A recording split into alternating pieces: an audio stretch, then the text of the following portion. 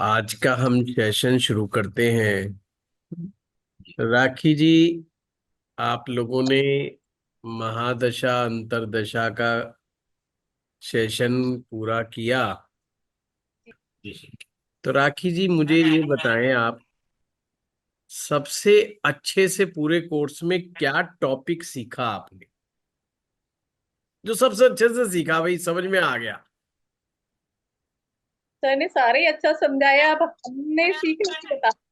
महादशा का अच्छा समझ कि में आया। सर ने तो अच्छा सिखाया, आपने अच्छे से क्या सीखा, वो एक्सप्लेन कर पाएंगे? महादशा का थोड़ा सा ज्यादा अच्छे से समझ में आया। पीछे का रिवीज नहीं हो पाया, रिवाइज नहीं हो पाया, तो शायद थोड़ा सा। बहुत अच्छी बात है। महादशा का भी आपने बहुत अच्छे से सूत्र को पकड़ लिया। बहुत बढ़िया। अष्टमेश की दशा कैसी रहती है? अष्टमेश और द्वादश की दशा कैसी रहती है? ये अमूमन जनरल बात कर रहे हैं हम लोग। हाँ जी, सही नहीं जाती है। जिस हिसाब से अगर वो अच्छे घर में बैठे हो। नहीं नहीं, जैसे अष्टम भाव का स्वामी कहीं पर भी बैठा हो, तो आप कैसे डिसाइड करेंगे कि भाई ये दशा खराब जाएगी या अच्छी जाएगी? मेरी अष्टमी की मिल दशा चल। जाएगी ही नहीं, बकवास जाएगी है। हाँ जी, बिल्कुल बकवास नहीं जाएगी सर, क्योंकि मेरी अष्टमी की चल रही है। मंगल। बहुत बढ़िया। वो पंचम में उच्च के होके बैठे हैं। अरे वाह। तो आप तो कह रहे हैं कि आपके अष्टमेश उच्च के होकर के बैठे हुए हैं। जी। जी सर। तो नियम क्या बना, सूत्र क्या बना कि अष्टमेश की दशा अच्छी जाती है? कुछ चीजों में अच्छी भी है सर। ऐसे नहीं कह सकते कि बिल्कुल खराब नहीं, जाएगी। एक तो ये हुआ राखी जी कि वो आपके केस में अच्छी गई है। उसके पीछे आप लॉजिक दे रहे हैं कि वो एग्जॉल्टेड प्लेनेट है जो कि फिफ्थ हाउस में बैठा है। एक तो ग्रह पावरफुल है, ऊपर से वो त्रिकोण में यानी कि पंचम भाव में बैठा हुआ है। जी। एक तो ये बात हो गई। दूसरा है कि ये क्या ये नियम बन गया नहीं कि नहीं सर। अष्टमेश अगर उच्च का होकर के त्रिकोण में या केंद्र में आ जाएगा तो वो दशा अच्छी जाएगी? मैं वो चीज समझना चाह रहा हूँ।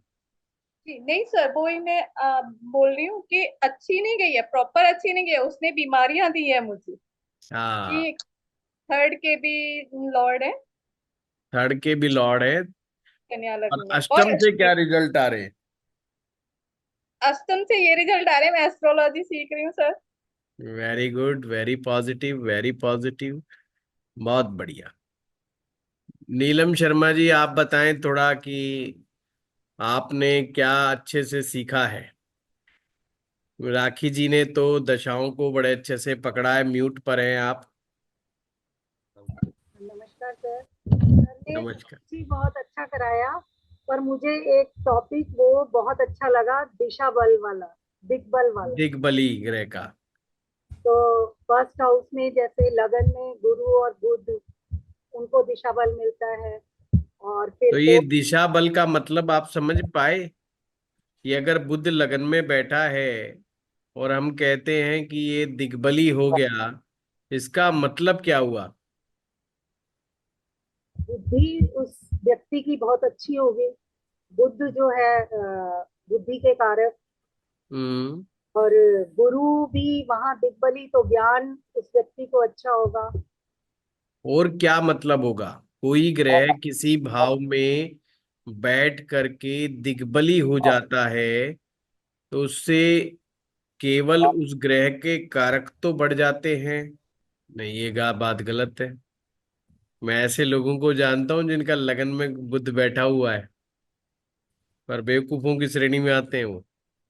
देखो, बड़े ध्यान से शब्दों पर ध्यान दो। वो है दिग्बल। इसका एक शाब्दिक अर्थ, शाब्दिक अर्थ का मतलब होता है शब्द का क्या अर्थ बना, कि उस ग्रह की दिशा में बल है।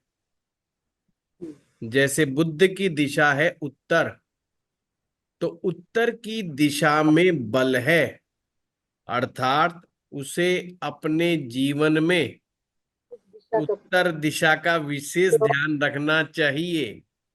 दूसरी बात, कोई भी ग्रह जब भी किसी भाव में जाकर के दिग्बली होता है, वो उस भाव का बल बढ़ा देता है।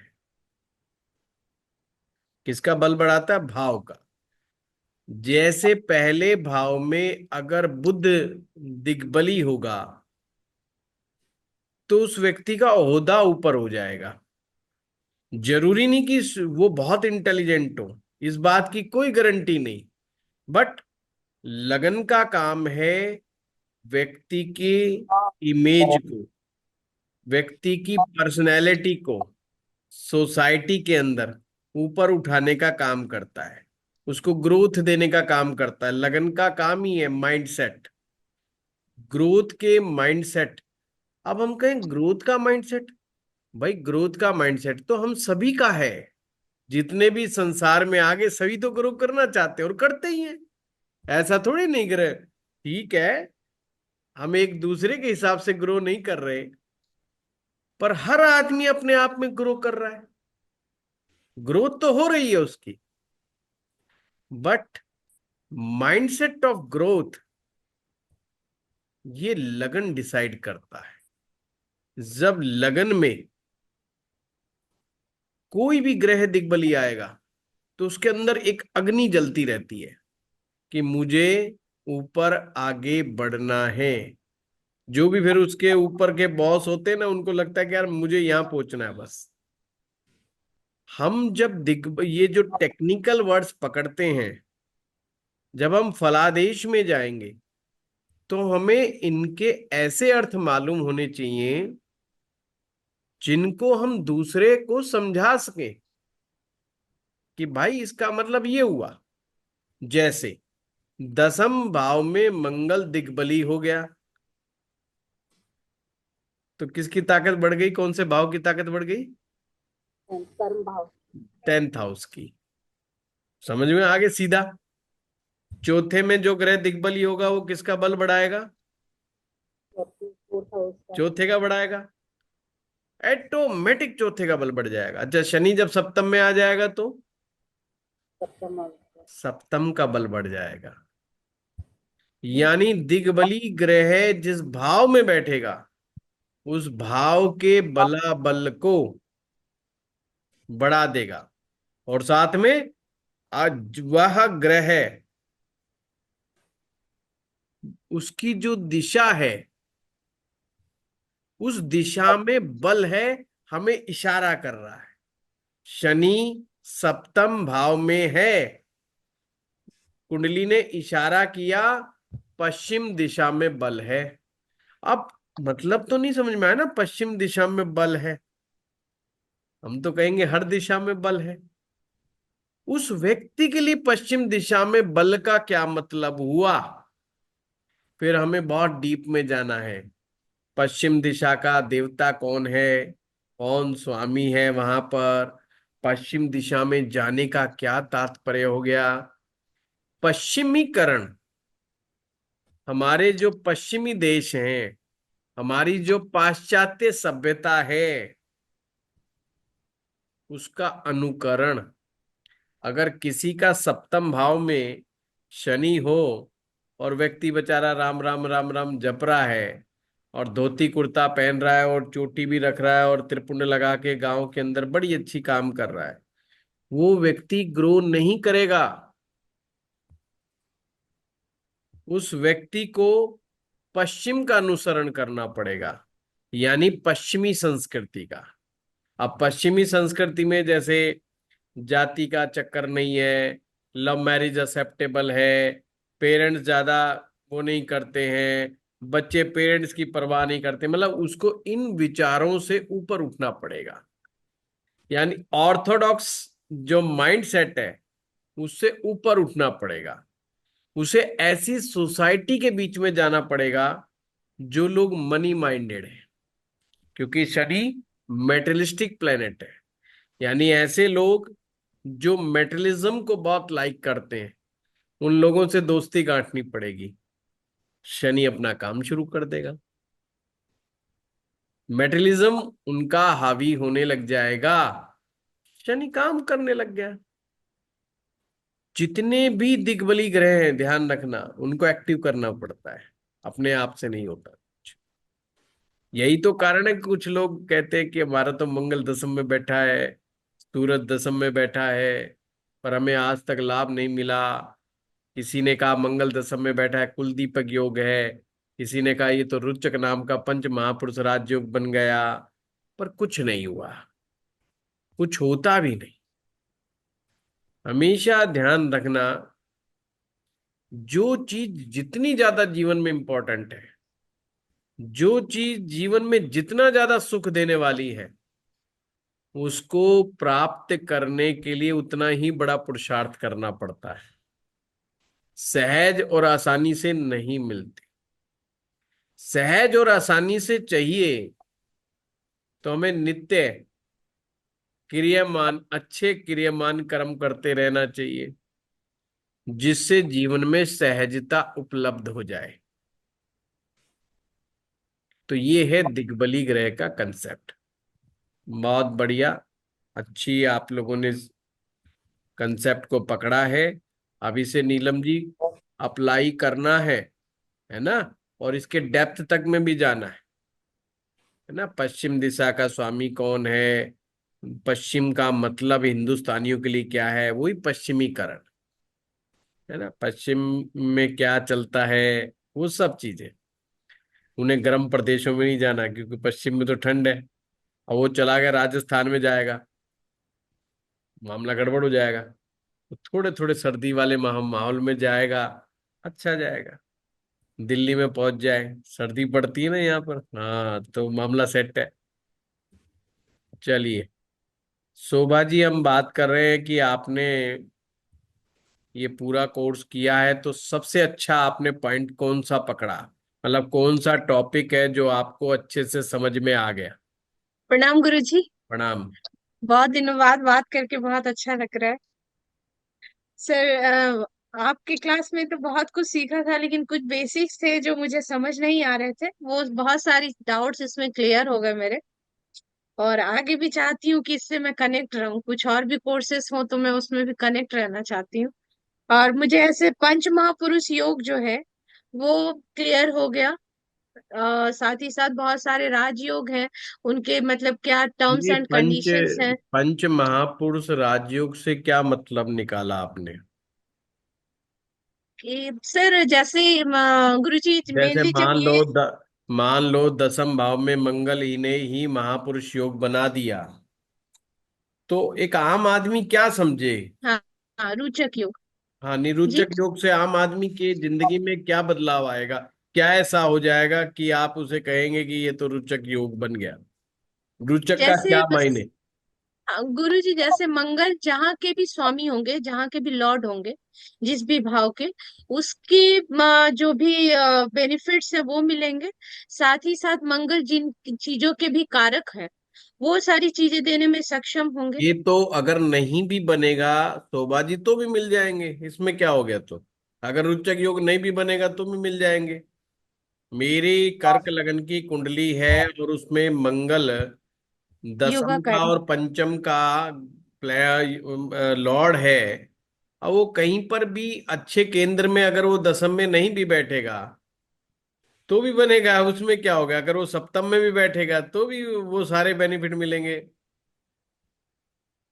तो उसके साथ साथ वो 10th हाउस के भी जो भी बेनिफिट्स है वो भी देंगे सर। नहीं, पकड़ा नहीं अभी। सबसे पहले शब्दों की तरफ जाएं, जी। उसके पीछे महापुरुष शब्द लिखा हुआ है। ये एक ऐसा राजयोग है, ये आदमी को, ये व्यक्ति को, ये पुरुष को, ये स्त्री को, जिसके जीवन में घटित होता है, उसको पुरुष नहीं महापुरुष की श्रेणी में ले जाता है। अब महापुरुष हमारे देश में किन किन के नाम मुझे बोलने की आवश्यकता नहीं। हम महापुरुष किन को मानते हैं।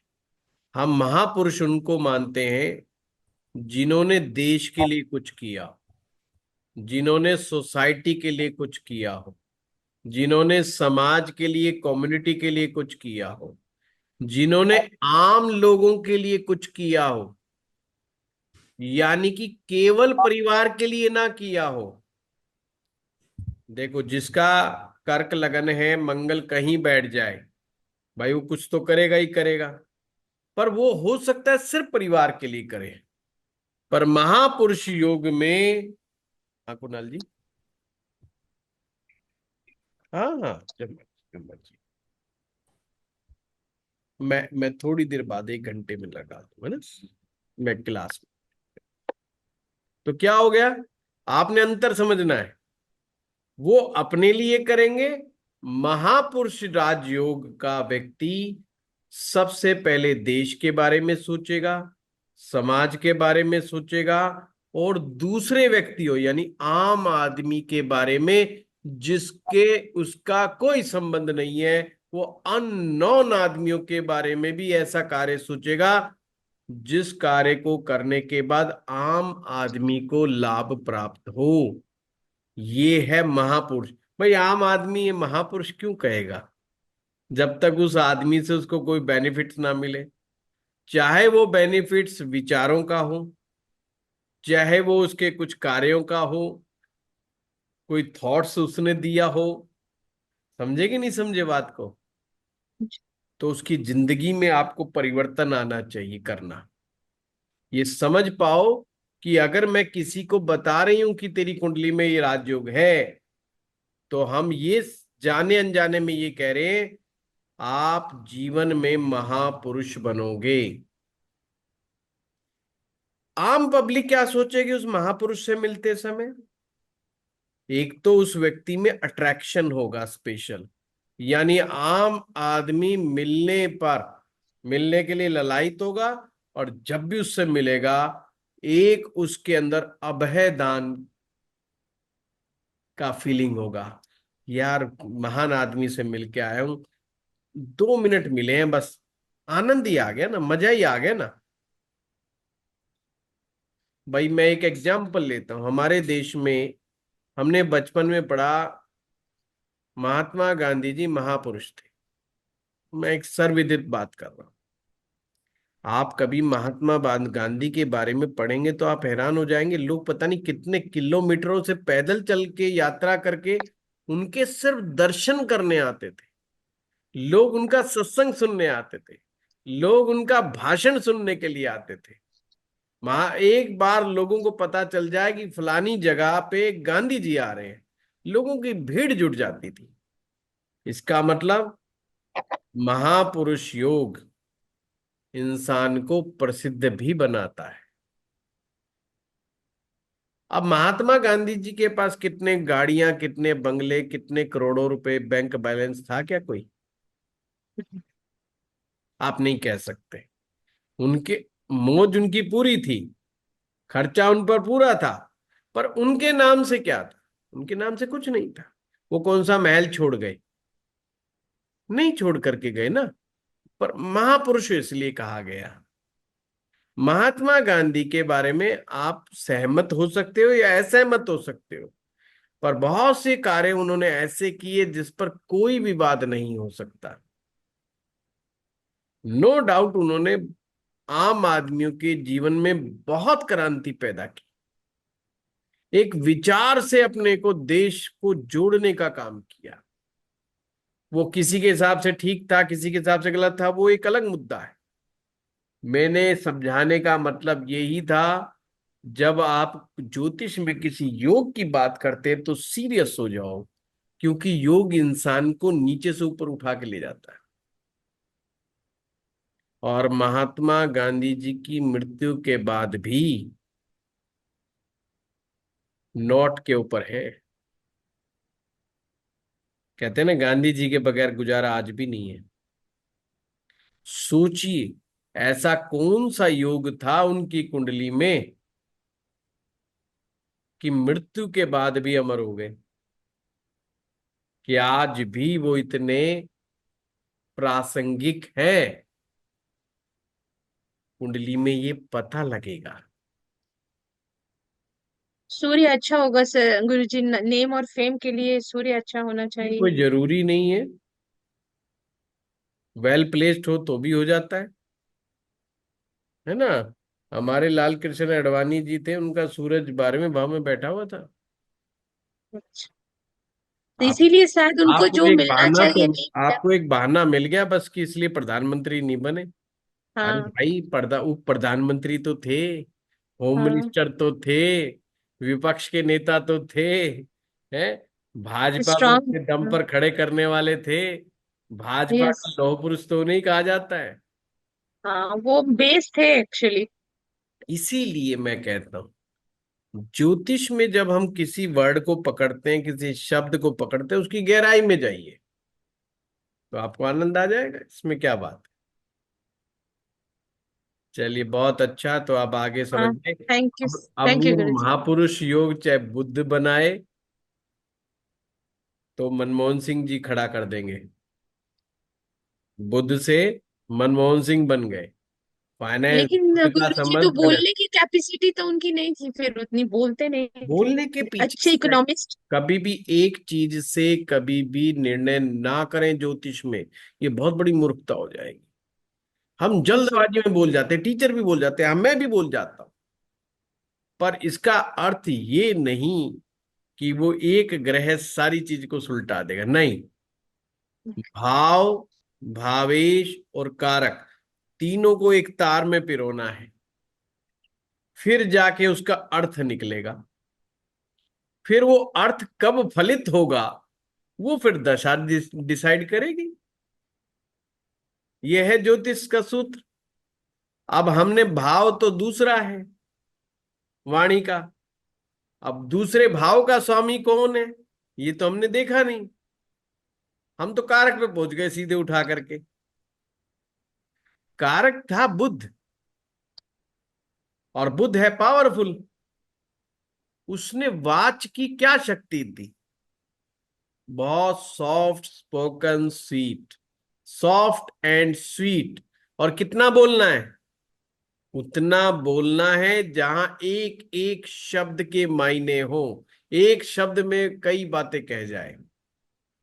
बहुत सोच समझ करके बोले गए वर्ड्स, मीन्स इंटेलिजेंटली बाकी गई बातें, ये बुद्ध की कैपेसिटी है। बोलना खाली बुद्ध का खेल नहीं है। एक आदमी आता सारा दिन बोले जा रहा, बा बा बा बा बा बा, आगे छोड़ यार, हटा यार, ये तो सारा दिन बात दी 80% तो बकवास कर रहा है। कौन सुनेगा? सुनेगा? नहीं सुनेगा। क्योंकि उसकी वाच में ना, वाणी में, उसकी वाच में बुद्ध का प्रभाव नहीं है। जब हम बुद्ध को वाणी कहते हैं तो हमें यह मानना चाहिए वो वाणी जो इंटेलिजेंटली डिलीवर की गई है, वो ही बुद्ध है। जिस वाणी में स्पिरिचुअलिटी है, उसमें जुपिटर है। जिसमें आकर्षित करने वाली बात की गई है, उसमें शुक्र है। और जिसमें अथॉरिटी वाली बात की गई है, उसमें सूरज। सूर्य। और जिसमें दबंगई की गई है, उसमें मंगल मंग। है ना। पीटना, जबान से पीटना, कहते हैं ना, आज तो ऐसा सुना दिया, जबान से पीट दिया, मंगल है। टॉन्ट के द्वारा राहु। बात की गई है तो शनि है। एब्यूसिव लैंग्वेज बोली गई है तो राहु है। और सेल्फ डिस्ट्रक्टिव बात की गई है तो केतु है। जाओ, मैं शादी नहीं करता, जाओ। जवान लड़की नाराज हो गई, जाओ मैं नहीं करती शादी, कर लो, मेरा क्या करोगे? उसे पता घर वाले एक टांग पे खड़े हो जाएंगे। वो वैसी बात बढ़ेगा, जाओ मैं आत्महत्या कर लूंगा, मैं जहर खा लूंगा, मैं कूद जाऊंगा, मैं ये कर दूंगा, मैं वो कर दूंगा। ये केतु की लैंग्वेज है। जैसे कहते हैं ना, झोला उठा के चल देंगे। झोला उठा के चल देने वाली लैंग्वेज केतु की लैंग्वेज है। तो हमेशा ध्यान रखना, केवल एक ग्रह से आप उस बात को नहीं कह सकते। हमें उसके डीप में जाना पड़ेगा। महापुरुष बनते ही बस ये ध्यान रखना, ये व्यक्ति को महापुरुष बना देगा। अब देखो, 10 साल वो प्रधानमंत्री रहे, कैसे भी रहे, आप सहमत हो सकते हैं, असहमत हो सकते हैं, पर उनकी इंटेलिजेंस पे, उनके व्यवहार को लेकर के आज तक न सत्ता पक्ष न विपक्ष क्वेश्चन मार्क नहीं उठा पाया। उनकी सब्जेक्ट नॉलेज, सब्जेक्ट किस कौन सा था, मरकरी का, फाइनेंस, इकोनॉमिक। इकोनॉमी, उस पर क्वेश्चन मार्क न सत्ता पक्ष न विपक्ष उठा नहीं पाया, ना सत्ता में रहते हुए न सत्ता में जाने के बाद। आज तक कोई उनके ऊपर क्वेश्चन मार्क नहीं उठा पाया। आम आदमी से पूछ लो, डॉक्टर मनमोहन सिंह शरीफ आदमी, सज्जन आदमी। पॉइंट समझ रहे हो बात को? अब क्या वो महल छोड़ गए? फिर से सोचो, क्या वो महल छोड़ गए, करोड़ों अरबों रुपए छोड़ गए अपने बच्चों को? नहीं छोड़ गए। बहुत सारे रिफॉर्म्स किए हमारे देश के अंदर। किसके लिए किए? आम जनता के लिए किए। हमेशा भद्र पुरुष जो होगा, जिसे जेंटलमैन कहते हैं, जिसे हम महापुरुष कहते हैं, वो दूसरों के लिए सबसे पहले काम करने की बात को सोचेगा। हमारे यहाँ और भी कई नेता हैं, लालू यादव है ना, कितने बढ़िया नेता है हमारे देश के। बिहार के कितने अच्छे नेता हैं, सिवाय घर भरने के क्या किया उन्होंने, हमारा राजनीतिक विषय नहीं है। अब आप उस उनकी कुंडली में रोचक योग ढूंढ के नहीं दिखाएंगे। अब आपको लगेगा कि यार ये रोचक या योग क्या उनकी कुंडली में नहीं बन रहा? बन रहा है, पर फलित नहीं हो रहा। क्यों नहीं हो रहा? वो आगे जाकर के खत्म हो जाता है। तो बहुत से सूत्र ऐसे हैं, जब तक हम उनको डीप में जाके नहीं समझेंगे तो गड़बड़ी हो जाएगी बहुत ज्यादा। क्योंकि जो D1 चार्ट है, उसको देख करके हम जल्दबाजी में अगर कोई एकदम से बात कह देंगे तो समस्या हो जाएगी, या कुछ समझ लेंगे तो समस्या हो जाएगी। इसलिए मैं कहता हूं, जो कुंडली सबसे सिंपल लगे बस वही सावधान। जो कुंडली सबसे ज्यादा मुश्किल लगे समझो यहाँ कोई दिक्कत नहीं है, ये बिल्कुल हाईवे है। जितनी सरल कुंडली लगेगी, सरल कुंडली क्या होती है? एक दो ग्रह सौग्रही है, कोई ग्रह उच्च का बैठा हुआ है, ग्रह अपने ही अच्छी जगहों पर बैठे हुए हैं, आदमी को लगता है ले कोई ग्रह खराब ही नहीं है, कोई ग्रह नीच का ही नहीं है, कोई उल्टा सीधा ही नहीं बैठा है, वहीं पर वो व्यक्ति गलती खा जाएगा। मेहता साहब, आप बताइए कि आपने कोर्स में सबसे अच्छे से क्या सीखा? भी प्रणाम गुरु जी। जो दशा महादशा में प्रताप सर ने बताया कि जो षडाष्टक होता है और द्वादश जो होता है वो सब भाव साथ में एक्टिवेट होते हैं। वो जो कुंडली जो दशा महादशा में देखते हैं तो ये भी जो एक्टिवेट होता है तो वो जानने को मिला। और कई सारी चीजें बेसिक अब नहीं ऐसे ही सीखा था तो उसमें जानना मिला। पंचसदा मैत्री है, तात्कालिक मैत्री है, वो सभी। और दग्ध राशि और जो भी उसका कॉन्सेप्ट है वो भी मालूम नहीं था हमको। तो वो भी सब मालूम, लेकिन अभी प्रैक्टिस वो सुन के फिर बार बार सुन के हमको रिवाइज करना है, तब भी ज्यादा मालूम पड़ेगा। और उसका प्रैक्टिस और दूसरा जानना है, वो अभी आज भी पूछने वाले थे कि अभी किसी को आज जॉब मिला 2 दिन पहले, तो उसकी दशा महादशा में देख रहा था तो वो 10वां स्थान की 9 माउस और 10 माउस देख के आपने आपका आज भी एक वीडियो रिलीज हुआ जो हमारे फर्स्ट डिविजनल कोर्स का पहले दिन का था। तो उसमें आपने बताया था कि 9 माउस देखो फिर 10 माउस देखो। और वो दशा महादशा में वो गोचर कैसे अप्लाई करते हैं वो अभी वो इवेंट कब बनेगा वो जानने का वो ज्यादा इच्छा है। कैसे वो बहुत जा कोई बोल सकता है कि मेहता कब। साहब, बहुत ज्यादा आगे घुसने की जरूरत नहीं है। सबसे पहले दशाओं पर प्रैक्टिस करो। बराबर है। दशाओं पर प्रैक्टिस का मतलब ये नहीं कि हमें पता लग गया महादशा, अंतरदशा और प्रत्यंतर दशा, बस एनफ। नहीं, उनको अप्लाई कैसे करते हैं वो बराबर। उसको बार बार सीखना है, जो उसके छिपे रहस्यों को समझना है।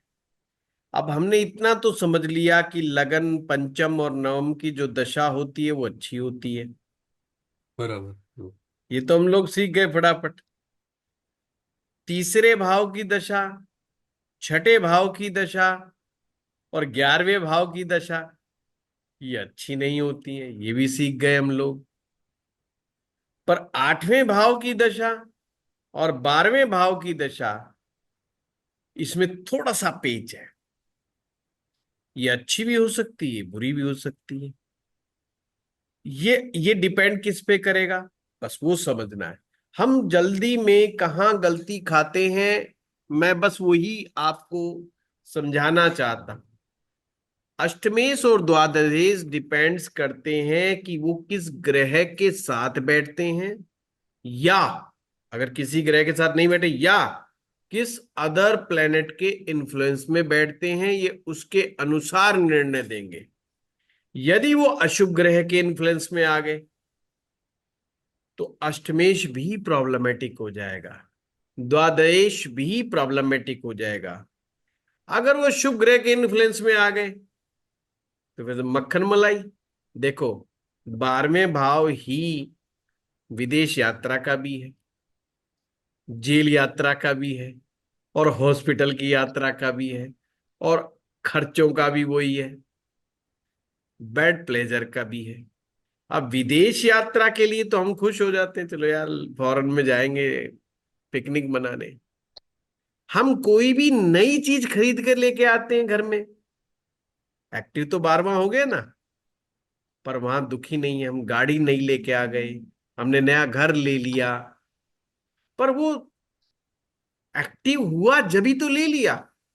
अगर हम खर्चा नहीं करेंगे तो हम कैसे लेंगे मेटेरियलिस्टिक चीजें, नहीं ले पाएंगे ना। तो बिना 12वें के एक्टिव कैसे कर लेंगे, नहीं कर लेंगे। तो हमें देखना है 12वें की दशा, नहीं। नया घर दिलवा रही है, नई गाड़ी दिलवा रही है, या जेल पहुंचा रही है, इसमें अंतर करना पड़ेगा। और वो अंतर हमें समझना पड़ेगा, ये शुभ जाएगा कि अशुभ जाएगा। वो तो गोचर गाचर, वो तो बहुत बात की बातें हैं मेहता साहब। गोचर कोई बहुत बड़ी वो चीज नहीं है। मैं आपको बार बार कोर्स के दौरान भी समझाया, जो इवेंट होना है वो डिसाइडेड बाय दशा है, ये समझ लो बात, गोचर के द्वारा डिसाइडेड नहीं है। एक्सीडेंट्स, ऑपरेशन, जेल यात्रा, ये गोचर के द्वारा डिसाइडेड नहीं है। अब मैं किस गोचर की बात करूं, जो एक आम इंसान की कुंडली में घट रहा है। वो देश के लिए जो गोचर है ना, वो वो इम्पैक्ट डालता है देश पर, राजनीति पर। और हम गलती क्या कर बैठते हैं, हम सोचते हैं जैसा ये देश की राजनीति पे इम्पैक्ट डाल रहा है ऐसे हमारे आम जीवन में भी डाल रहा है। ऐसे प्लैनेट्स नहीं वर्क करते। हमने वहां कंफ्यूज नहीं होना है। किसी ने कहा राहु और मंगल इकट्ठे हो गए, अब देखना युद्ध होगा।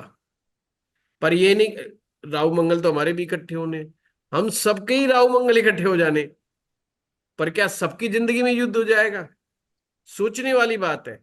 कुछ लोग ऐसे होंगे जो युद्ध में कमा रहे होंगे, वो कहेंगे अरे वाह एक आधा और हो जाए। बहुत सारे लोग थे जिन्होंने कोरोना में कमाया खूब दब के, है ना। उन्होंने खूब हैंड वॉश और ये पता नहीं क्या क्या बेचे, रातों रात तो करोड़पति हो गए।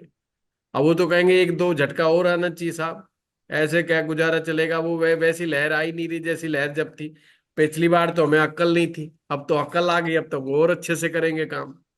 आप समझिए बात। पर क्या ऐसा सारी सभी के साथ था? नहीं, ऐसा नहीं था। कोई लाख आदमी में से कोई एक ऐसा आदमी था जिसकी जिंदगी में ऐसा हो रहा था। फिर गोचर तो सभी के में साथ था। यानी कि मैं आपको ये समझाना चाह, आम आदमी की जिंदगी में वो इवेंट नहीं लेके आया। अच्छा, फिर कोरोना क्यों आया? गोचर की वजह से आया। दशा की वजह से आया। बुध की राशि में राहु आया तो ऐसा बोल रहे थे सब। अरे समझो बात को, वो चीज अलग है, ये चीज अलग है। इसलिए मैं आप सबको कहता हूं, सबसे पहले बहुत हार्ड वर्क करो दशाओं पर। जब दशा मजबूत हो जाए फिर गोचर करते रहना। पूरा ज्योतिष जो है ना, रिसर्च का विषय है, और इसमें हमेशा रिसर्च की गुंजाइश बनी रहती है। हम जितना मर्जी पढ़ लें, जितना मर्जी सीख लें, रिसर्च की गुंजाइश बनी ही रहती है। अब हमने कहा आपका भाई तीसरे भाव का स्वामी, छठे भाव का स्वामी, आठवें भाव का स्वामी गड़बड़ है। पर ये अगर इनके दशा के स्वामी नीच राशि में बैठे तो, और फिर दशा आई तो सीन बदल गया। अच्छा, तीसरे भाव में, छठे भाव में, आठवें भाव में अगर नीच राशि का ग्रह बैठा तो सारा सीन पलट जाएगा। वो नीच राशि का बैठा हुआ ग्रह जो तीसरे में बैठा है, जो छठे में बैठा है, जो आठवें में बैठा है, और वहां नीच राशि का जो ग्रह बैठा है, कोई नेगेटिव इम्पैक्ट नहीं देना है। इवन वो अपने कारकत्वों को भी नुकसान नहीं करने देगा। एक मेरे पास मिस्टर इंडिया आते थे, मैं नाम नहीं लूंगा। अभी तो वो कलकत्ता में बड़े, वो नहीं दिखाते, वो ऐसे दिखाते, वो कौन सी प्रतियोगिता होती है, बॉडी दिखाते हैं जिसमें। अब दबंग पहलवान हमारे गुड़गांव में रहते थे, मेरे अच्छे क्लाइंट, अब तो बॉम्बे शिफ्ट हो गए हैं। तो अब वो स्टार्स को वो सिखाते हैं, पर्सनल ट्रेनिंग देते हैं। तो मिस्टर इंडिया रह चुके हैं। उनके मंगल कर्क राशि में अष्टम भाव में था।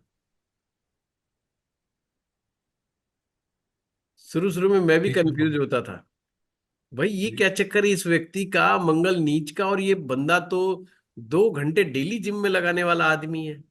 और ऐसे मतलब उस समय उनको कहते थे भाई सलमान खान आपके सामने क्या है, कुछ भी नहीं, महाराष्ट्रियन व्यक्ति। तो कहाँ गया मंगल का नीच का। और फिर हमने उसकी नवमांश कुंडली भी देखते थे, तो नवमांश में भी इतना पावरफुल नहीं था। तो ये दशा का जब सूत्र लगाएंगे तो आप हैरान हो जाओगे। ये दशा के सूत्र लगाने से हमारे को बहुत सारे कंसेप्ट क्लियर होते हैं। छिद्र दशा का कंसेप्ट, इसको कैसे अप्लाई करना है, ये लगाना बहुत जरूरी है। सर्वाष्टक वर्ग के अंदर जिस भाव को सर्वाधिक नंबर मिले हुए हैं, ध्यान से उसके अंदर कौन सा ग्रह बैठा हुआ है। अब मान लो आपके दसम भाव में 40 नंबर बन रहे हैं, कोई सा भी ग्रह आपने बिठा दिया, कोई एक ग्रह बिठा दिया, वो आपके कुंडली के अनुसार शुभ है अशुभ है कोई मायने नहीं रखता। अगर वहां पर ज्यादा मार्क्स मिले हुए हैं, उस ग्रह की दशा अच्छा परिणाम देगी। अब आप कहेंगे जी वो मार्केश हो तो भी, मार्केश होगा यानी कि वो उसका रोल, उस ग्रह का रोल अगर नेगेटिव है यानी मार्केश है, बादकेश है यानी नेगेटिव रोल है, फिर भी उसके बावजूद वो मिश्रित परिणाम देगा। और उसकी दशा प्रॉब्लम, जो भी प्रॉब्लम देगी, उस प्रॉब्लम का समाधान भी खुद ही करेगी। यानी वो दशा ही प्रॉब्लम लेके आएगी और दशा ही प्रॉब्लम का निराकरण करवाएगी। देखो कितना प्यारा सूत्र है। पर जब हम प्रैक्टिकली करेंगे तो हम इस चीज को भूल जाते, हम लगाना ही नहीं भूलते। तो ऐसे छोटे छोटे सूत्र, उनको हमें लगाना आना चाहिए। फिर हमें ये देखना चाहिए, जो हम बाय बर्थ जब दशाएं देखते तो महादशा कौन सी थी, उस महादशा से चौथा भाव की अंतरदशा, उस महादशा में उससे जहां पर ग्रह बैठा हुआ है, मान लो मेरा जन्म हुआ तो केतु की दशा में, महादशा में जन्म हुआ, तो मुझे देखना है ये केतु से नंबर 4 वगल। वो कौन सा ग्रह। वगल ग्रह है, वगल आएगा। शनि ग्रह। शनि ग्रह अगर होगा तो दशा बड़ी खराब हो जाएगी। हमेशा चौथे का ध्यान रखना है, छठे का ध्यान रखना है। तो ये ध्यान जो रखने वाली बातें होती हैं, इनको बड़ा हमने सीरियसली लेना है। सर ये शनि कैसे आएगा? केतु शुक्र सूर्य चंद्र, सूर्य चंद्र मंगल, चंद्र आएगा ना? मेरे केस में नहीं बता रहे, वो तो मैंने एक एग्जाम्पल बताया था कि नहीं नहीं, गिनना कैसे है। दशा अगर के क्रम आ में। जाए तो बताया मैंने। अच्छा। हाँ, अगर जो भी आपकी जन्म की दशा है, हाँ। उससे चौथे में अगर शनि ग्रह बैठ जाए, उसकी बात कर। अब केतु की बात भूल जाओ, मैं जन्म उसकी की बात कर। केतु है तो केतु से चौथे चंद्र शनि है तो। हाँ, शनि है तो केतु से होता नहीं, अगर हो तो। इसी प्रकार से अगर दशा से छठे भाव में, जैसे हम चौथे में देख रहे थे, अगर गुरु आ जाए तो अच्छा रहेगा। इसी प्रकार नहीं, खराब रहेगा। अच्छा, चौथे में कोई भी आएगा तो। चौथे में अगर शनि आ जाए और अगर छठे में गुरु आ जाए तो खराब रहेगा, जिसको हम अच्छा मानते हैं। ओके। और इसी प्रकार नौवे में राहु या मंगल आ जाए तो खराब दशाएं जाएंगी। इसी तरह से आपको छिद्र दशा के बारे में भी पता होना चाहिए। छिद्र दशाएं जो होती हैं, वो इंसान के जीवन में अमूल चूल परिवर्तनकारी दशाएं होती हैं। महादशा की शुरुआत की अंतरदशा और अंतिम अंतरदशा। पहली अंतरदशा यानी महादशा आई, पहली अंतरदशा, और लास्ट की अंतरदशा छिद्र दशा होती है। अब छिद्र दशा पॉजिटिव भी हो सकती है, नेगेटिव भी हो सकती है। छिद्र का मतलब छेद होना, to be separated, separation. Partnership के लिए, हस्बैंड वाइफ रिलेशनशिप के लिए अच्छी नहीं है, काम धंधे के लिए अच्छी नहीं है। जगह परिवर्तन हो सकता है, रोजगार परिवर्तन हो सकता है, बहुत सी चीजों का परिवर्तन उसके जिंदगी में आ सकता है। अपन उसको नहीं ज्यादा ध्यान देते। शुक्र की महादशा चलेगी, पहली कौन से अंतरदशा चलेगी? शुक्र की चलेगी। इसीलिए तो कभी कभी क्या होता है कि शुक्र योगाकारी है, बहुत फर्स्ट क्लास है, हमने देख लिया अच्छे भाव में भी बैठा है, पर शुक्र की महादशा में शुक्र का अंतरा 3 साल तक चला, बंदे के साथ कोई फायदा नहीं। होता है कि नहीं होता है? जिस दशा के ऊपर हम बहुत ज्यादा एक्साइटेड होते हैं, वो दशा, या मान लो किसी की गुरु की दशा आरंभ हो गई, मेष लगन है, कर्क लगन है, सिंह लगन है, इसमें गुरु की दशा आरंभ हो गई, बड़ी उम्मीद है हर ज्योतिषी को, भाई गुरु आएंगे तो सब कुछ बढ़िया कर देंगे। और ऊपर से वो वेल प्लेस्ड हो तो उम्मीद और बढ़ जाती है। पर अगर गुरु की महादशा चलेगी तो अंतरदशा भी तो पहली गुरु की ही होगी। पर क्या हर एक में ऐसा होगा? ऐसा हर एक में नहीं होगा, हर किसी में नहीं होगा ऐसा। तो वो हमें सीखना होगा कि ये जो छिद्र दशा का जो कंसेप्ट है, और एंडिंग वाली तो गड़बड़ करती ही करती है। इसलिए जो जो जाती हुई दशाएं होती हैं, ये गड़बड़ करने के चांसेस बहुत ज्यादा हो जाते हैं।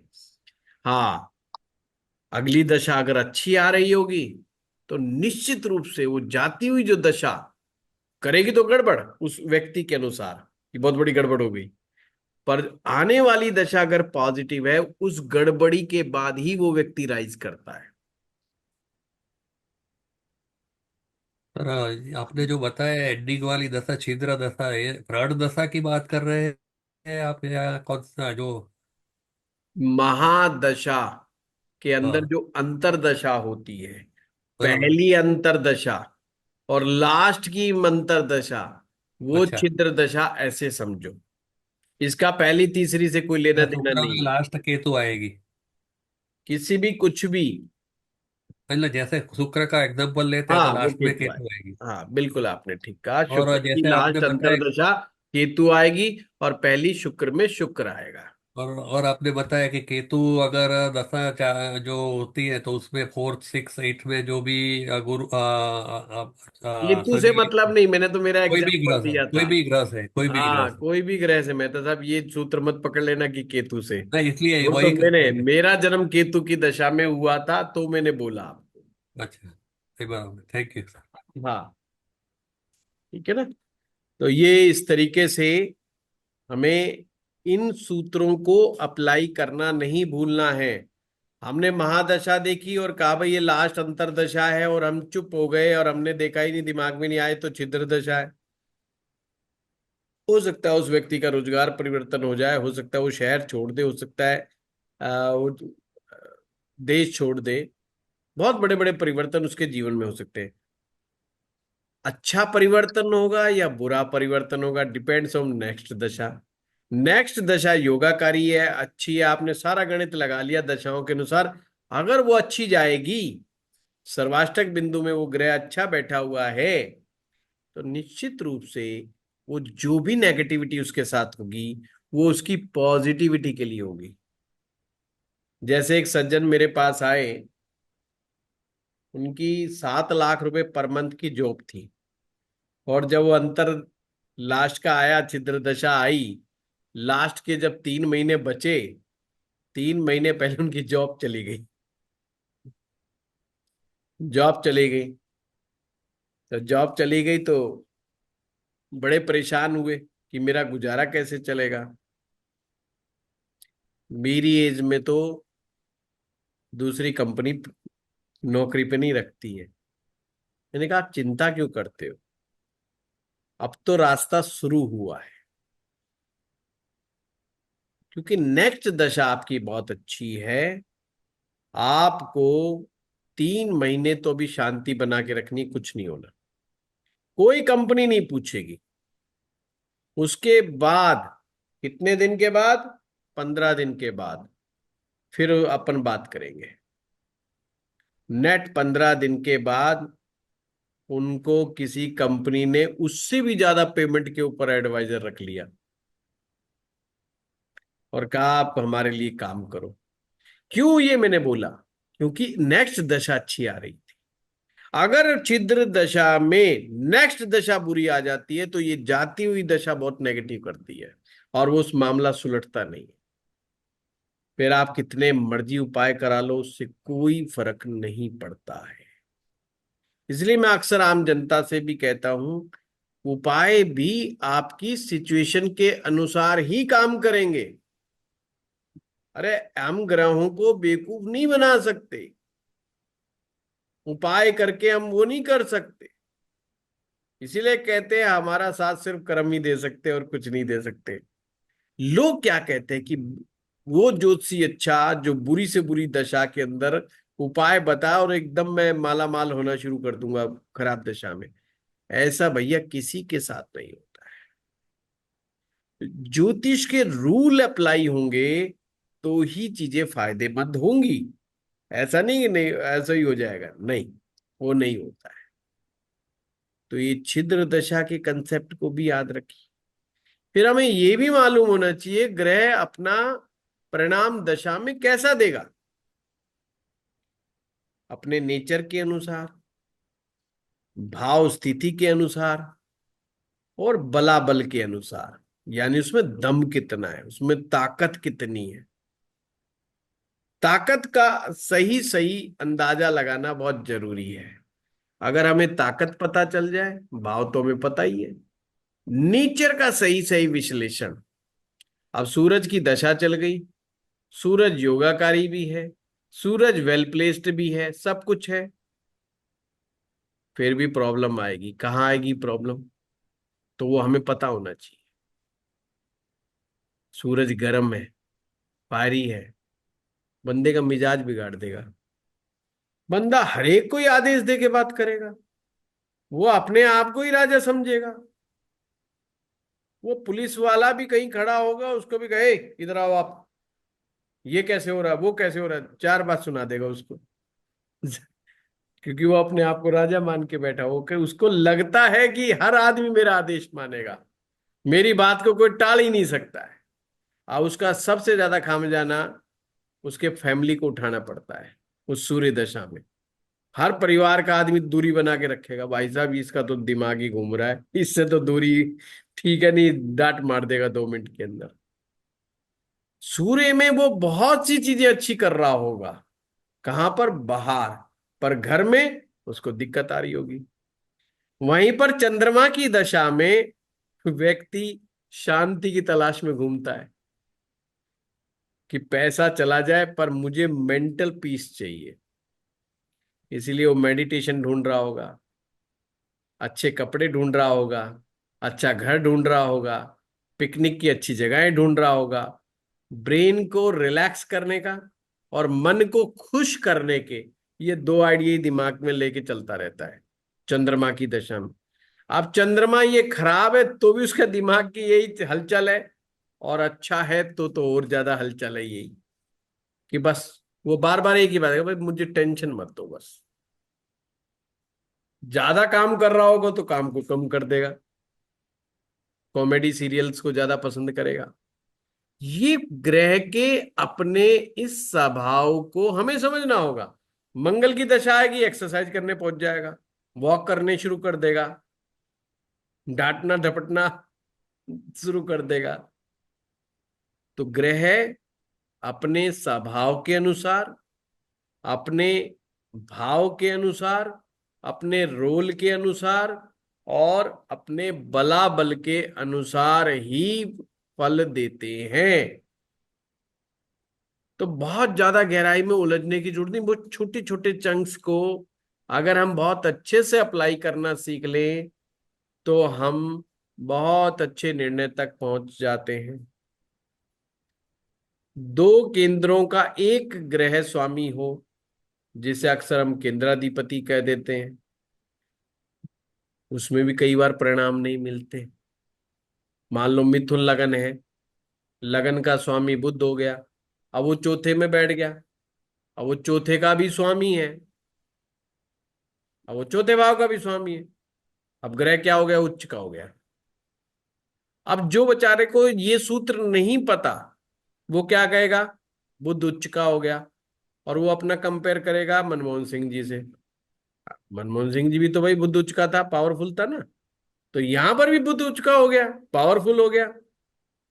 पर यहाँ क्या गेम घूम गया कि वो मनमोहन सिंह की तरह फाइनेंस को नहीं जानेगा, उसको पैसा कमाने की कला नहीं आ रही है, उसको चीज समझ में नहीं आ रही है पैसा कमाने की। वो सूत्र दशा में लिखा हुआ है कि वो देखो, भाव का जो स्वामी है, जो केंद्राधिपति दोष में आ गया, अगर वो शुभ ग्रह है तो परिणाम नहीं देगा या बहुत कम देगा। पर इसके विपरीत अगर कोई मामला ऐसा फंस गया और वो थोड़ा सा डोमिनेटिंग प्लेनेट है, पाप ग्रह है, वैसे तो फंसता नहीं है पाप ग्रह, वो फिर भी इतना शुभ परिणाम नहीं देगा, शुभ परिणाम देगा। अब यहां पर थोड़ा सा ये समझने वाली बात है, भाई ऐसा हुआ क्यों, ये घटना घटी क्यों। ऐसा ही गुरु के लग्नों में भी हो जाता है। गुरु के लग्नों में गुरु 2 केंद्रों का मालिक बन के खुद केंद्र में बैठ जाए तो उसके साथ समस्या हो जाती। Too good is not so good, too good is not so good. ग्रह का आवश्यकता से अधिक अच्छा हो जाना, अब अच्छा हो गया ना, चौथे का लॉर्ड भी उच्च का हो गया, लगन का लॉर्ड भी उच्च का हो गया, और वो केंद्र में भी हो गया। अगर हम पूरा जितना हमने सीखा है सारे नियम लगाएं तो इसका मतलब ये तो एक्सट्रीम लेवल पे पावरफुल हो गया प्लेनेट,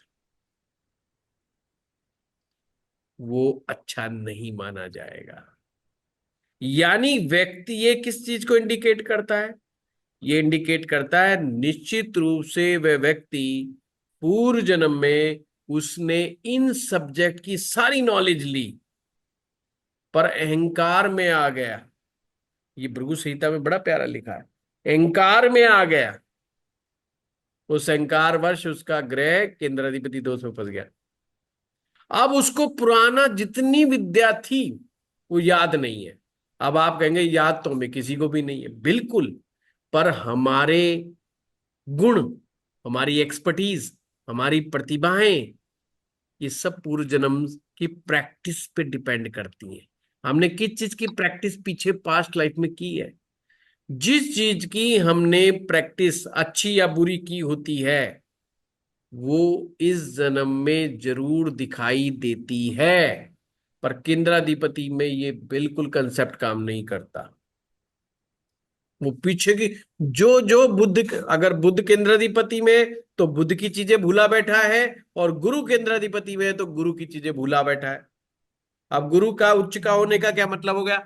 किसी का संत होगा, किसी का महंत होगा, किसी मठाधीश होगा, बहुत बड़ा ज्ञानी होगा, वेदाचार्य होगा, वेद कंठस्थ होंगे, दुनिया उसको पूछती होगी और उसको वेद कंठस्थ होंगे। ये है नियम। पर अगर वही केंद्र में आ गया तो उसको वेद ही याद नहीं होंगे। अब वो आप कहेंगे भाई वो कर तो सकता है इस जन्म में, बस वो यही काम नहीं कर सकता, बाकी सारे कर सकता है। उससे वेद नहीं पढ़े जाएंगे। बुद्ध वाला आदमी जितना मर्जी फाइनेंस और इकोनॉमी को गोल गोल घुमा घुमा के देख ले, उसको यही चीज समझ में नहीं आएगी। वो कहेगा मैं बाकी सब चीजों को समझता हूं पर यही नहीं समझ में आ रहा। फिर वो क्या देखेगा?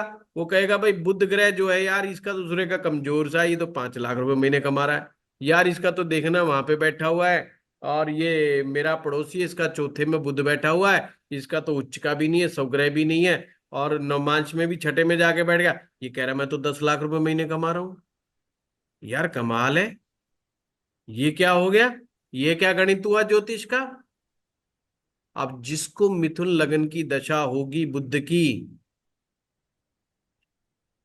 फिर वो गोल गोल डमरू, वो खाली घड़ा है। अब खाली घड़े को जब जब बजाएंगे तो उसमें से भी म्यूजिक निकलता है खाली घड़े में से। और आपको पता है लाल किताब ने बुद्ध को घड़ा कहा है, खाली घड़ा। तो वो घड़ा खाली होगा, उसका म्यूजिक तो बजाया जा सकता है। अर्थात उस दशा में लोग उसको ये तो कह देंगे हाँ भाई तू अच्छा आदमी है, बढ़िया आदमी है, फर्स्ट क्लास आदमी है यार, तू नॉलेजेबल आदमी है, तू ज्ञानी आदमी है। पर वो उस ज्ञान को धन में कन्वर्ट नहीं कर पाएगा। और बुद्ध का काम ही क्या है? जैसे मसाला होता है ना सब्जी में, भाई मसाला क्या काम आता है? मसाला डालने से सब्जी का टेस्ट बढ़ जाता है।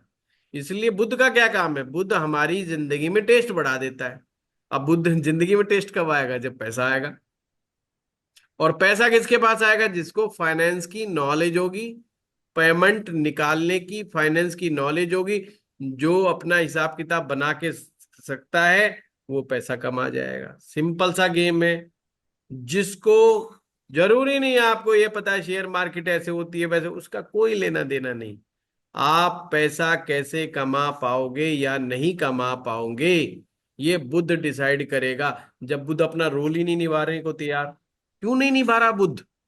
पास्ट में तो उसको बहुत से फाइनेंस की नॉलेज बड़ी गजब की थी। अब आपको लगता है क्या उसको जिंदगी में कभी नहीं होगी? हाँ, जब भी वो शांत बैठेगा, अकेला बैठेगा ना, उसको फाइनेंस के सूत्र बड़े समझ में आएंगे। एकदम से उसको क्लिक, अरे ये आदमी तो ऐसा पैसे कमा रहा है, ऐसे तो पैसे कमाया जा सकता है, ये क्या गणित है। पर जैसे ही वो अपनी जिंदगी में अप्लाई करेगा, फिर मामला फेल हो जाएगा। कितनी मर्जी केस स्टडी कर लो फाइनेंस की, इकोनॉमिक्स की, मामला गड़बड़ हो जाता है। समझ रहे हो किस बात? ऐसे ही गुरु वाले के साथ हो जाता है। वो जितना मर्जी गीता का प्रवचन सुन ले, खुद पढ़ ले गीता को, एक आदमी मेरे को मिला, उसका गुरु ग्रह जो है केंद्राधिपति दोष में था। मुझे कहता है जी गुरुजी देखो मेरा तो जो है ना चौथे भाव में गुरु है, लाल किताब के हिसाब से भी उच्च का, और लगन कुंडली के हिसाब से तो धनु लगन था, तो चौथे भाव में बैठा कि भाई उसके हिसाब से भी बड़ा शानदार। मैंने कहा यार बात तो तेरी बिल्कुल ठीक है, अब तू मुझसे क्या चाहता है? कहता है जी मुझे गीता कंठस्थ याद है। मैंने कहा बड़ा ज्ञानी आदमी है, मुझे तो सही ढंग से चैप्टर के नाम भी याद नहीं है, मुझे तो उसमें भी दिमाग लगाना पड़ जाता है। बड़ा ज्ञानी आदमी है। मैंने कहा बताओ। कहता जी मुझे जॉब दे दो। ये मैं आपको मेरी संस्था में हुई कहानी बता रहा हूं आपको। मैंने कहा मैं जॉब तो दे दूंगा पर उस जॉब के तू लायक नहीं है, क्योंकि तू हमारे ब्राह्मणों के मुकाबले पे काम नहीं कर पाए। उसको बड़ा शौक लगा कि मैंने जॉब कैसे मना कर सकता हूं ऐसे विद्वान व्यक्ति को। उसने कहा चलो कोई बात नहीं जी, आचार्य जी आपने जॉब नहीं देनी ना दो, आप मेरी कुंडली देख लो। मैंने सुना है आप जो है बड़े अच्छे हैं, और आपको तो लाल किताब का भी पता और वैदिक का भी पता है। तो मैं बड़ा दुखी हूं, मुझे आज तक समझ में नहीं आया, और मैं किसी तरह के कैरियर में फिट नहीं हुआ आज तक। फिर उनने अपनी जर्नी बताई, मैं किस किस महंत के पास गया, क्या किया क्या नहीं किया, उन्हें पूरा जर्नी। और उसकी एज थी 35-36 साल का व्यक्ति हो, आज भी हमारे गुड़गांव में है। मैंने उनको फिर ये सूत्र समझाया।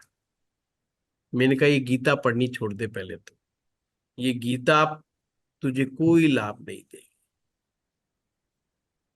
फिर मैंने कहा तू ये नहीं, ये काम कर, इस तरह के काम कर। वो आज उस काम से कमा खा रहा है। पर जब तक और उसकी इच्छा क्या थी देखो आप समझिए, वो गुरुओं की तरह प्रवचन देना चाहता था। वो इसलिए तैयारी कर रहा था, कभी ओशो की बुक्स पढ़ रहा था, कभी गीता पढ़ता था, कभी कोई और पुस्तक पढ़ता था। और वो मुझे पता क्या कहता है कि आपके जब मैं वीडियो देखता हूं, आप एक एक डेढ़ डेढ़ घंटा बोल कैसे जाते हो, मैं भूल जाता हूं, मैं भूल जाता हूं। भूल जाता है तो ये तो बुद्ध का प्रॉब्लम है। मैंने कहा यार इसमें इसका क्या लेना देना हो गया। एक्चुअली में वो सब्जेक्ट जितना रट्टा मारा होता है वहां तक वो चलता है, उसके बाद उसके एकदम फाइल उड़ जाती है, उनके ब्रेन में से वो फाइल ही उड़ जाती है। और रियल में उसको श्लोक, दुनिया भर के श्लोक याद। फिर उसको दूसरे काम के ऊपर लगाया, फिर जाकर के उसका गुजारा चला। उसको पहली बार सूत्र पता चला।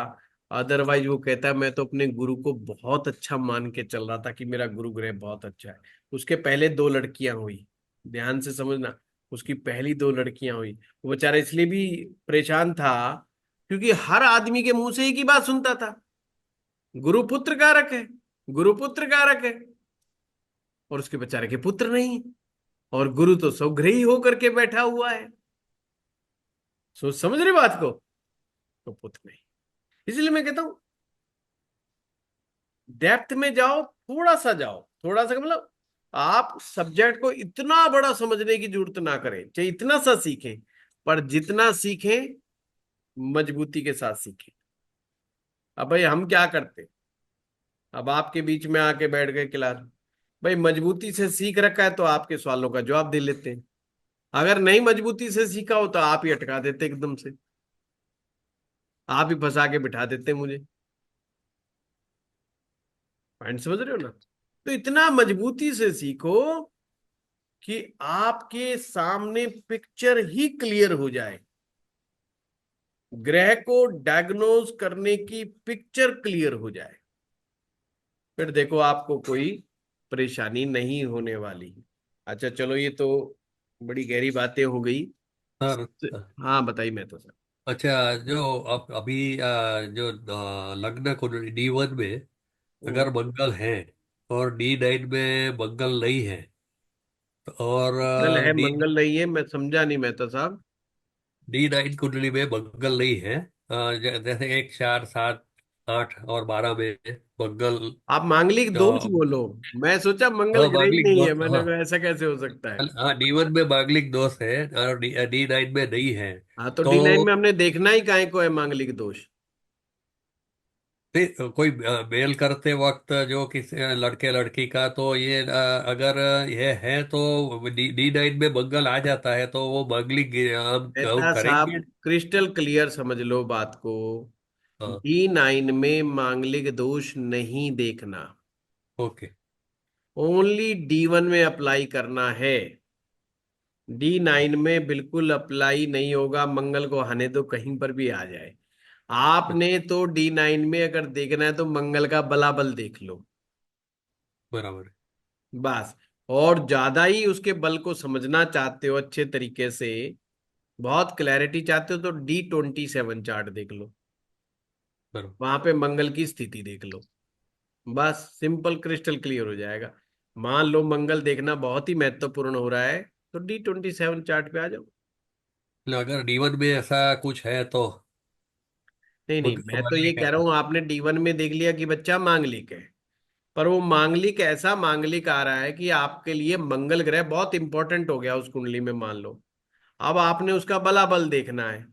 अब बलाबल आपको बहुत क्लैरिटी से देखना है, तो आप डी उसके ट्वेंटी D27 चार्ट में चले जाओ। कहने का ओके। मतलब मेरा ये है। हाँ, डी डी नाइन नाइन में भी मत मंगल देखो से कोई मांगलिक। दिक्कत नहीं है, मतलब डी से मतलब मांगलिक का कोई ये नहीं है कनेक्शन। D9 में ही। Okay, thank you. ठीक है। चलिए, आप लोगों ने बहुत अच्छे से सीखा। तो सबसे पहले तो प्रतापशील जी का बहुत बहुत धन्यवाद, जो इतने प्यार से पढ़ाते हैं। और प्रताप जी मेहनती हैं, ये बात कहने की मुझे जरूरत नहीं है, आवश्यकता नहीं है। आप लोगों ने खुद देख लिया कि वो कितनी लगन से, कितनी मेहनत से, और एक ही टॉपिक को कितने लंबे समय तक लेकर के अलग अलग एग्जाम्पल से समझाने का प्रयास करते हैं। डेडिकेशन से, डिवोशन से, जो आपके लिए समय निकाल करके। और प्रताप जी में एक और खासियत है जो मेरे अंदर भी नहीं है। ये बड़े अच्छे नोट्स तैयार करते हैं, फिर बड़े अच्छे पीपीटी तैयार करते हैं, और वो भी स्टूडेंट्स को देते हैं। तो ये उसको इतना इजी बनाते हैं, बहुत इजी, कि वे पीपीटी से भी देख लो। अगर कोई बात रह भी गई है तो पीपीटी आपको मिलता है। तो ये एक एक्स्ट्रा बेनिफिट है प्रताप जी की क्लास का। बाकी तो आप सब देख ही रहे हैं। एस्ट्रो पाठशाला तो बहुत लंबे समय से देख रही है प्रताप जी के गुणों को, उनके हुनर को। तो आप सभी लोग भी धन्यवाद करें, और मैं तो कर ही रहा हूँ धन्यवाद। नहीं, अभी प्रताप जी का त्रिकोण के ऊपर कोर्स आ रहा है। आप लोगों ने ज्वाइन किया कि नहीं किया? तो अभी प्रताप जी ने करने बड़ा वाले अच्छा बोलते। डिसाइड किया है। अभी ये बोले आजकल में सभी वो जो आपसे 8 बजे, अब मेरा एक सजेशन शायद आपकी तरह 9 बजे ले तो ज्यादा आएंगे, क्योंकि वहाँ को काम से आते हैं इंडिया में। अच्छा, तो शायद लेट हो जाए और फ्रेश होके 9 9 o'clock का भी हो जाए, जो प्रताप जी को सर को वो वो हमने सूट कर होता है। दिया, मेहता साहब आपकी बात हमने तुरंत मान ली। इसलिए 8 बजे का है ना वो।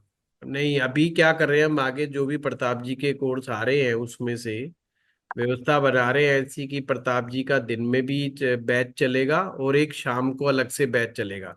जिन्हें शाम के बैच में आना है वो शाम के बैच को ज्वाइन कर सकते हैं। जिन्हें दिन के बैच को करना है वो दिन का बैच भी ज्वाइन कर सकते हैं। इसलिए ये शाम को ऑलरेडी हमारा डिस्कशन प्रताप जी से हो चुका है। शाम को 8 बजे या 9 बजे। नहीं, वो प्रताप जी डिसाइड कर लेंगे, आपने जो भी कहा होगा, है ना जी। ठीक है, थैंक यू। तो आजकल में हम ये कर देंगे। Sure sure. आप सभी ज्वाइन कीजिए। देखो, हम सबसे हाँ, कम प्राइस के अंदर पूरे हिंदुस्तान में लेकर के आते हैं। और हृदय तो प्रताप जी का देखो, जो इतने कम प्राइस में भी रेडी हैं, तैयार हैं आप लोगों को देने के लिए। तो ऐसे थैंक मौके नहीं छूटने चाहिए। कभी कभी हमें लगता है ये तो हमें पता है, पर कुछ ऐसे सूत्र होते हैं जो नहीं पता होते। कई यू। बार ऐसा क्या है। होता है, ज्योतिषी या टीचर के मुंह से ऐसी बातें निकल जाती हैं, आप हैरान होंगे कभी कभी तो। मैं अपना वीडियो देख के मैं ही हैरान हो जाता हूँ। अरे ये बात बता दी थी। अरे यार, ये बात मैंने कहाँ से सीखी थी। मैं सोचता हूँ कई देर तक, फिर याद आता है, अरे यार ये तो उस बुक में उस जमाने में पढ़ा था। पर उस समय फ्लो में निकल जाती है वो बात। और वो इतने प्यारे सूत्र होते हैं, दिल करता है, मुझे लगता है यार ये तो लिखना चाहिए, तो बड़ा प्यारा सूत्र है। कभी पढ़ा और दिमाग में, जहन में कहीं अटक गया, बस वो अटका रह गया। पर हम जब डेली रूटीन की प्रैक्टिस करते तो वो नहीं निकलती चीजें। अगर हम जनरल बात करते नहीं निकलती बात, चीजें नहीं निकल पाती है। पर वो कभी निकल गई, निकल गई। नहीं सर, आपका जो देखने के बाद ही हमको इतने सालों के बाद मालूम पड़ा कि सच्चे सूत्र आपकी एस्ट्रोपासला से ही हमको सीखने को मिला। इतने सालों में सब वो सुनते हैं, लेकिन ऐसा कोई प्रिसाइज नहीं बताते कि भाई ये सूत्र जो इसके लिए 9 माउस के क्या सूत्र है, वो सभी 10 माउस के लिए क्या देखना चाहिए। तो ये आपके आपके क्लासेस से ही मालूम पड़ा है। जी जी जी, बहुत कम लोग हैं हिंदुस्तान के अंदर जो सही तरीके से अपने स्टूडेंट्स को कंटेंट की डिलीवरी देते हैं। ये मुझे कहते हुए फक्र होता है। तो टोटल 10 लोग भी नहीं है, टोटल 10 लोग नहीं है, और बरोबर हम है। उनमें से एक हैं जो बेस्ट कंटेंट डिलीवरी देते हैं, बेस्ट सब्जेक्ट पढ़ाते हैं अपने तरफ से। अच्छी बात है। ये फैक्चुअल बात अब मैं दावे के साथ कह सकता हूं, क्योंकि अब बहुत सारे स्टूडेंट्स का फीडबैक है। मेरे पास तो कम से कम 1500 1600 स्टूडेंट्स का फीडबैक है एस्ट्रो पाठशाला के बारे में, जिन्होंने बाहर से भी किया और हमारे यहाँ से भी कोर्स किया। ये उनका फीडबैक के अनुसार मैं आप लोगों को बता रहा हूं। और दुनिया भर के टीचर्स हैं, पर मैक्सिमम को खुद ही उलझे हुए लोग हैं। जैसे इसलिए तो आप आपने बताया लकी हो। था। और हम कम से कम प्राइस के अंदर इसीलिए लेके आते हैं ताकि हर कोई ज्वाइन कर ले। आपके जो सगाई का जो था कैसे ब्रेक होती है, उसमें वो सुन के जो किसी को कुछ बताया तो शादी के लिए भी अभी संभाल के जरा जल्दी से शादी मत कर लेना है। वो थर्ड हाउस का हाँ। जो लॉर्ड वक्री होता है, तो आपने तो वो सचमुच थोड़े सा टाइम के बाद उसका कोई भी कारण से ब्रेक हो गया सगाई। हम्म। लेकिन जल्दी से शादी कर लेते तो प्रॉब्लम होते। हाँ। जी जी जी जी जी। लेकिन ये तो हम तो पूरा जानते नहीं है, लेकिन ये सूत्र जो आपने बताया, नौमा उसका मालिक थर्ड का, और कुंडली का थर्ड हाउस का मालिक वक्री होता है, तो आपने बताया था कि शादी ब्रेक होने का चांस रहता है। सगाई सगाई। सर सगाई। आपको सगाई नक्षत्र हाँ। वाली वीडियो भी बहुत अच्छी लगती, मैंने कई बार देखी। है जी। जैसे नक्षत्र के ऊपर जो वीडियो है, उसमें जो आपने ड्राइवर और एग्जाम्पल लिया है ना, मैं उस वीडियो को बहुत देखती हूँ। मुझे मतलब समझने के लिए वो बार बार देखनी पड़ती है। ये एग्जाम्पल मैं बहुत लंबे समय से इस्तेमाल करता हूँ। वो मैं बहुत कई बार सोच में पड़ जाता हूँ, एक जो रैशनल आदमी होगा वो बेचारा मेरे बारे में क्या सोचेगा, ये कैसा मूर्ख आदमी है जो क्या समझा रहा आती है, है बहुत कि समझ। कैसे सवारी हो रही है कैसे नहीं। पर वो एक स्टूडेंट को समझाने के लिए, इजी बनाने के लिए हम हाइपोथेटिकली सिचुएशन बना देते हैं, जबकि ऐसे ग्रह नक्षत्र नक्षत्र जो ग्रह की ऐसे सवारियां होती नहीं है नहीं, ना, पर फिर भी समझ आता बताते है सर उससे, हैं। समझ आता है उससे बिल्कुल। हम्म। वो टॉपिक को आसान बनाने का एक हमारा एक तरीका होता है बस, और कुछ नहीं। वो हाँ राखी सूत्र जी, आप कुछ कह रहे हैं। रटने नहीं पड़ते, वो समझ में आ जाते हैं, बैठ जाते हैं। हम्म। जिस तरह से आप समझाते हैं प्रैक्टिकली, ये एग्जाम्पल। एस्ट्रो पाठशाला की यही तो खासियत है। यहाँ के टीचर्स की यही खासियत है कि ये बहुत अच्छे से आपको समझाते हैं। आपको रट्टा नहीं मारना पड़ता। थोड़ा सा भी कॉमन सेंस का अगर हम इस्तेमाल करेंगे, उपयोग करेंगे, तो हमारे को क्रिस्टल क्लियर हो जाएगा। इसलिए मैं फिर से कहूंगा, त्रिकोण की जो वर्कशॉप आ रही है प्रताप जी की, प्रताप जी किस दिन होती है ये? बर्थडे। ये सोमवार से होगी सर। सोमवार से है। तो आप सभी लोग ज्वाइन कीजिए, प्रताप जी को भी अच्छा लगेगा। प्रताप जी आप लोगों से बड़ा प्रेम करते हैं, आप लोगों को नहीं मालूम इस बात का, पर मैं आपको बता रहा हूँ अंदर की बात। इनको जब आप लोगों को देखते हैं ना, ये कि अरे ये भी आ गए वापस, तो इनको बड़ा एक अप्रिसिएशन टाइप का लगता है ये चीज को। तो इससे बड़ा फायदा होता है ना। चलिए। सर और एक त्रिकोणा की वर्कशॉप के टाइमिंग क्या सुखबीर रहेंगे? सुखबीर जी ने अटेंड कर रखी है, मालूम है सुखबीर जी है। की टाइमिंग एक तो 11 बजे है सुबह। हम्म। सुबह 11 बजे सूट करेगा मुझे। हाँ ठीक ठीक तो है। है। पूनम जी ज्वाइन करो, आप भी है ना, आप सभी लोग ज्वाइन तो की। मैंने ज्वाइन कर लिया, मैंने कर लिया ज्वाइन। बस टाइमिंग बहुत पूछना था। बहुत बढ़िया, बहुत बढ़िया। सर हम लोग भी आपकी और करें। प्रताप सर की क्लासेस बहुत बहुत बहुत बढ़िया होती है। मतलब मैंने पहले भी सीखा था, बट वो तो कंपैरिजन में है ही नहीं। मतलब टू द मार्क है सर आपकी, कोई कंपैरिजन ही नहीं है किसी और के साथ। मैंने कहीं पहले भी एक अटेंड की थी वैदिक का कोर्स, मैम से किया था। तो वो तो मतलब दिमाग में बैठ, वो सिर्फ रेक्टाफिकेशन था, यहाँ तो प्रॉपर समझाया जाता है। बहुत अच्छी लगी सर आपकी लाल किताब की जो चलता है, तो वो तो बहुत ही बढ़िया। प्रताप सर ने भी बिल्कुल अपने फन की तरह बहुत हर चीज डिटेल में समझाई, बहुत अच्छा। अरे पूनम जी, अब एक गड़बड़ हो गई मेरे साथ कि क्या? लोग मुझे लाल किताब वाला ही अब तो मार्क लग गया। सर आप पढ़ाते ही इतना अच्छा है, बहुत ही अच्छा। लोगों को लगते हैं कि ये सिर्फ लाल किताब ही के ही जानकार है।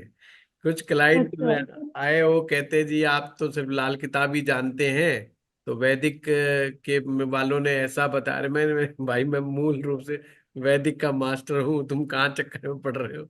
मैंने कहा कोई बात नहीं, जो अच्छा। बात है मैं सारे टर्म समझता हूँ, तुमसे बेटर समझता हूँ, तुम बोलिए। इन लाल किताब के जो कुछ कंसेप्ट हैं जी। वो बहुत मतलब दिमाग खोल देने वाले। हाँ ये तो है, सही बात है, ये तो ये है। तो है, ये हाँ चीज जी, तो है। बड़ा टाइम लगता है, बड़ा टाइम लगता है, इन सूत्रों को खोलने में बड़ा टाइम लगता है। चलिए, आप लोगों का बहुत बहुत धन्यवाद, एंजॉय कीजिए आप सभी लोग, थैंक यू सभी सर। का बहुत बहुत धन्यवाद। दोबारा से फिर थैंक यू से sir. Again thank you sir. Pratap ji प्रणाम के गुरु जी। त्रिकोण थैंक यू वाली सर। वर्कशॉप को ज्वाइन करें। सर धन्यवाद। कर लिया। ठीक है। Thank you sir. Thank you sir.